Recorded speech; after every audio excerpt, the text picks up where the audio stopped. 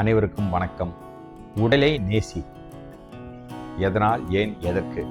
இன்றைய காலகட்டத்தில் நாம் சாப்பிடும் உணவு, சுவாசிக்கும் காற்று, நாம் செல்லும் வாகனங்களில் உள்ள புகை, இவை அனைத்துமே நம் மனிதனுக்கு தீங்கி விளைவிப்பதாகவே உள்ளது. காற்று மாசு அதிகமாகிக் கொண்டே இருக்கிறது.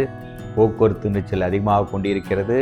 காய்கறியிலும் இன்று ஏகப்பட்ட உர மருந்துகள் வந்ததினால் அதனோட வளர்ச்சி, இன்றைக்கு ஒரு ஆப்பிள் எடுத்துக்கொண்டாலும் சரி, கொய்யாக்காய் எடுத்துக்கொண்டாலும் சரி, அதனோட வளர்ச்சியை பார்த்தால் பயமாக இருக்கிறது. நாம் இன்றைய இந்த காலகட்டத்தில் இருந்து கொண்டிருக்கிறோம்.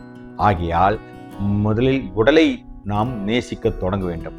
ஏனென்றால் இத்தனை விஷயங்கள் இருக்கும் பொழுது அது நம் உடலை எந்த அளவுக்கு சீர்கெட்டு போகும் என்பதை நாம் யோசிக்க வேண்டும். ஆகையால் ஒரு காலகட்டத்திற்கு பிறகு, ஒரு காலகட்டம் என்றால் அளவுகோல் இருக்கிறது. நாம் 25 ஒரு 30-35 வரையும் கூட நன்கு சாப்பிடலாம், எதையும் சாப்பிடலாம், நம் உடல் அதை ஏற்றுக்கொள்ளும்.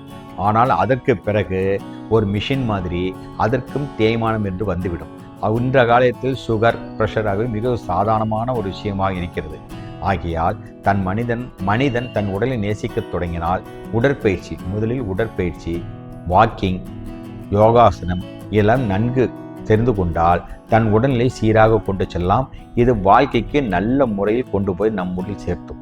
நன்றி, வணக்கம்.